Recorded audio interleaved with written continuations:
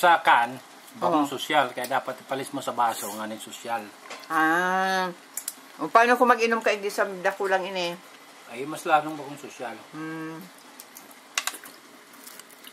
Kadiri na yan.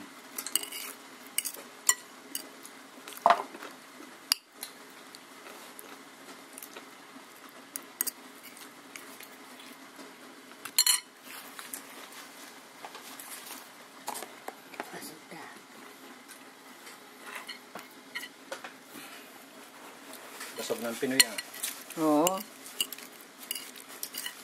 Ito lang pidasong chicken.